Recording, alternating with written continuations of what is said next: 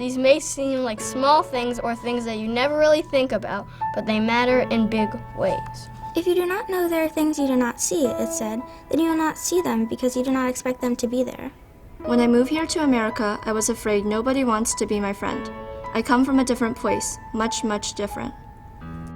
So it's really important for students to be able to see and celebrate differences, and also to be able to feel affirmed in who they are, in their identity. There is one short page and just a little bit of the text. Read it with your group. These particular books that I'm using kind of to spark conversations. So I choose specific books that might be around a social topic that just kind of are a starting point to kind of go from there in terms of a class discussion around a particular issue or topic. Something that Rudine Sims Bishop says, she's an author and educator and has coined the phrase mirrors, windows, and sliding glass doors. She said that mirrors are important for children, and so when we look at books, they are really offering students the opportunity to see themselves, which serves as a mirror, or they could read about someone else's identity and it's different from theirs, but that's like looking through a window. And then finally, what we hope for all of our kids is that they have the opportunity to see a book, read a book, and use a sliding glass door where they're really moving into empathy and compassion to make change in the world. I really love this book because of how much representation it has, as well as how when the main character is signing, because she's selectively mute, they put it in italics rather than quotation marks, which I thought was a really cool detail.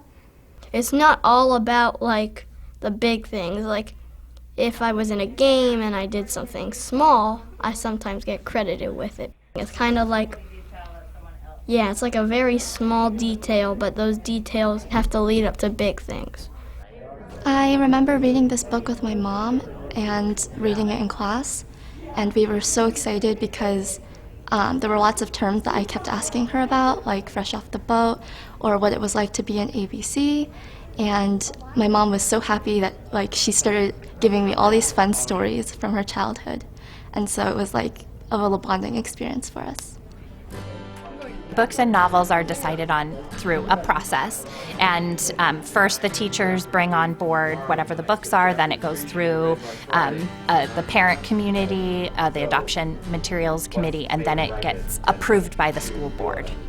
When we think about adding in new books and novels or any text, we think about a need that our students have. So that could be representation, it could be a thematic need, but we want to focus on what our students would most benefit from, and we take a look at, say, freshman and sophomore year with coming of age or kind of an exploration of cultures, and we look for a gap that the students would respond well to, and we try to fill that with the text that we choose.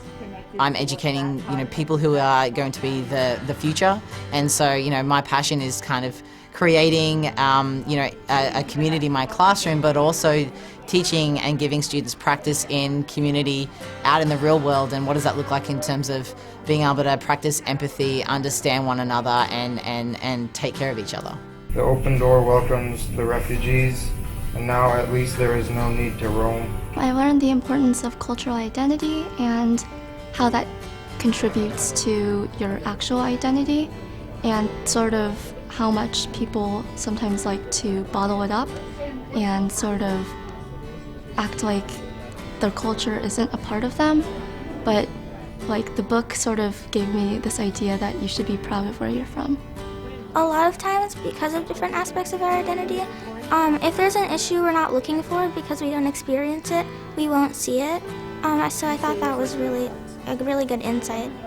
I love what I do because I love to teach and I love to make connections with students, but I love especially teaching English because we can help our students see the world beyond themselves through the text that we read, and we are not always tied to skills that they have to learn. We can teach the skills that the students need while expanding their worldview, showing them experiences that are not like their own, but also representing for students who are not always represented in our classrooms.